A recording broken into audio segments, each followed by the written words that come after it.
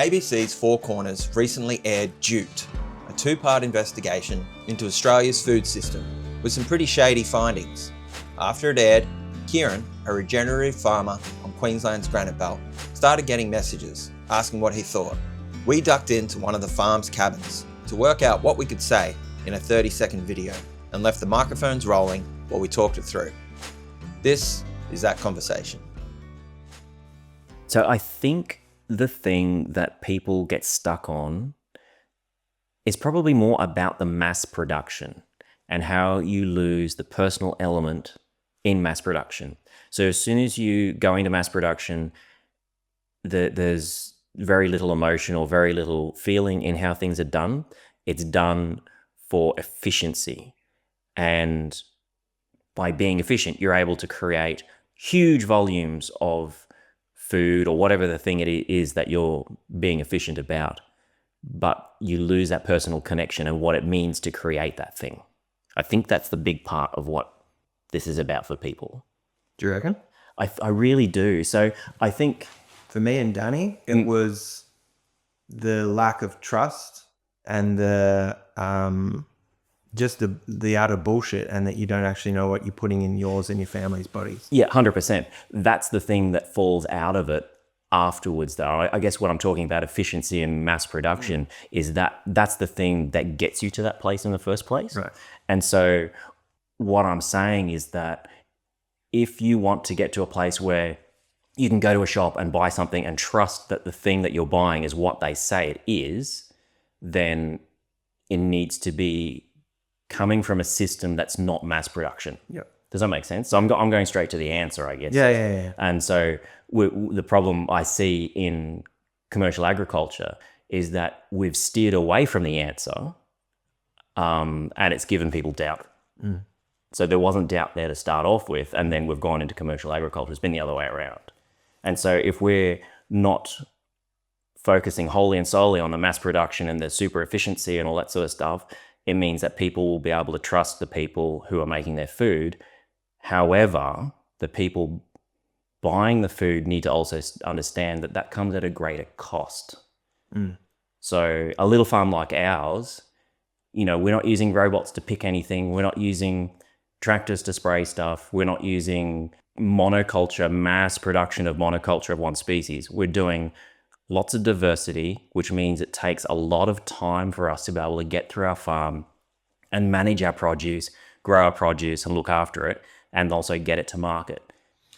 I think if you were to boil that down, in essence, what you're saying is mass production has one goal: to create as much as possible for bigger margins. Yep. So they can make it's a greedy concept. Like there is no consideration around quality of the food or anything along those lines. And if we've learned anything from this, they're actually giving us false information about the product as well, with one goal: profit. Whereas small scale farming, like you said, the care, the attention, and that comes at a cost. And then how do we round that out? Well, it's like what you say here. It's like the last point of what we're talking about is that the investigation that was done by Four Corners, it reminds us that asking questions matters. Mm-hmm. And then I think this is really important too. Basically, if you're not supporting local farmers, you're left with nothing but the big guys who have demonstrated time and time again that they can't be trusted. Yeah. So yeah, I think that word resilience in the food system is really important, being resilient. So like, say 50, 60 years ago, there used to be, and I guess everyone can relate to this. Let's use the example of how people buy their fruit and veggies from the supermarket. 50 to 60 years ago, and even up till, I'd say 15 years ago, there used to be a greengrocer on the corner of every street in every small village, and all through the Gold Coast and Brisbane, there were greengrocers everywhere. And you could go down and buy your fruit and veggies from the greengrocer. With the advent of more efficiency and less cost, supermarkets were able to monopolize that industry and put all the greengrocers out of business. They did the same thing to butchers. Hardware stores have done the same thing to small mum and dad hardware stores. And that does something in terms of yes, it crushes them to start off with, but in the long run, it creates an economy and a society that is less resilient. So if one of those big hardware stores or one of those big supermarket chains has a problem themselves, financial, HR, whatever it is that stops them, the whole of society suffers for that. So you're putting all your eggs in one basket with those big companies. And so I guess I'm not saying that we shouldn't have those big companies. We need them. So in terms of food, the biggest problem that humans face in our existence or have ever existed is having enough calories. And so with the advent of industrial revolution and industrial agriculture, that solved that problem. We've got enough calories because of that. However, we've lost all the mum and dad farms and the small farms. So what I'm saying is that I think we need both, and it needs to be in a bit better balance where we as consumers can support the smaller farms and keep them going and having that resilience and diversity and the care and the love and all the good things that come out of how they produce their food. But the bulk of calories comes from the big commercial. Because I don't know that the small farms can support, a population on the calories that we need. I think the reason that I say that is I don't want to see the reverse happen to other organizations that I see happening to us. And so one thing that we face as a small farm is that it's a constant problem for us. Is juice is a good example. We sell a bottle of juice, 1 liter of juice is $15. If we sell a crate of 9, they're $10 each. So $90 for a crate of 9. Even at the crate of 9 price, we have people saying, but you can go to the supermarket and buy 2 liters for $3.90 when it's on special. And like, you can see me grinning because they're two different products. Yeah. Just because it has the word juice in it and just because it starts with the word apple doesn't mean that they're the same thing. They're just not. Yeah. End of story. They're not the same thing. They do not taste the same thing. They do not hold the same nutritional value. None of them. They're lucky to actually have any apple juice in them. Well, this is true. And the thing that we struggle with is that the large supermarkets have trained people to expect the rock bottom price for everything, regardless whether it's good or shit. And, you don't want to do the reverse of that to larger organizations as well. But I mean, there's pros and cons for both. Yeah. I feel like you need to do a friggin' podcast on it. I feel like we're doing a podcast on it. All right. So how do we apply that into this? Yeah.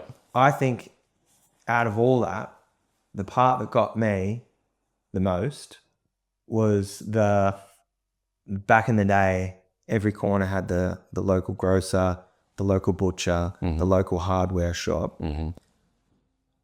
We're trying to keep that alive. Mm-hmm. But essentially what it's doing is it's protecting the community against, it's almost like an insurance policy. Yeah. It's protecting the community. It is. Yeah. Yeah. It's protecting the community against only being left with the option of Coles or Woolworths. Yeah.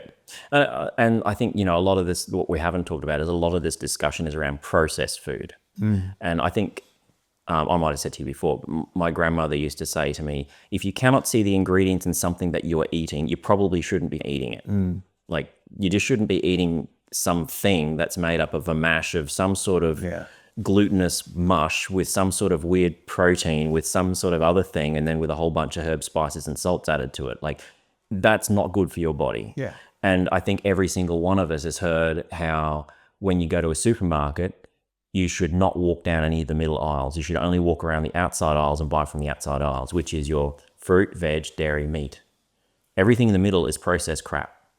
And so I think that there's so much more room for these big organizations to hide the crap in the crap because it's processed. And that's where they're finding all of the wrongdoing. And then, you compare that to a small farm, the stuff they're selling, it's not processed. It's fresh.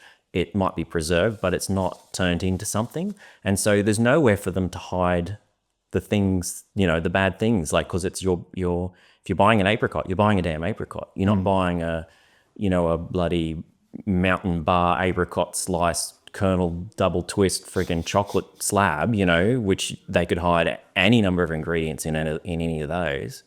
So I think a lot of it comes down to that too. What do you think would happen if all the small guys were wiped out and it was just the big guys? You got no choice. You got no choice. And then what are the big guys going to do? Yeah, squeeze. Yeah. Squeeze whoever is producing for them more and more. And I know that those farms get squeezed. Like they're getting a pittance of the percentage. Like we're talking, you know, 5, 10, if that % of the final sale value of something. And, you know, you're talking people who are putting their whole livelihood, families, lives, everything on the line to produce, and then they get a hailstorm at the end of the year and get nothing. And so there's no insurance for those people, but then they get paid a pittance at the end if they do have the crop. And so, you know, it's pretty well documented in terms of suicide rates amongst Australian farmers and the pressure that they're under for droughts and all sorts of things. And so there's just not that whole setup is not, it's not sustainable socially, morally, in any way for people to survive off of. And not only will they squeeze the farmers, they're going to squeeze the customers too. Yeah. Now they don't have to compete anymore. Yeah. So now you're still getting sold the same crap that you can't trust, but they'll just keep jacking the prices up as they have been. So now you're getting... Or they make the packaging smaller and put Yeah, less in it. that's right. No, they make the packaging bigger and put less inside it. Yeah. So it's lose-lose for everyone. Yeah. All right. How do we say that in 30 seconds? I think we just did.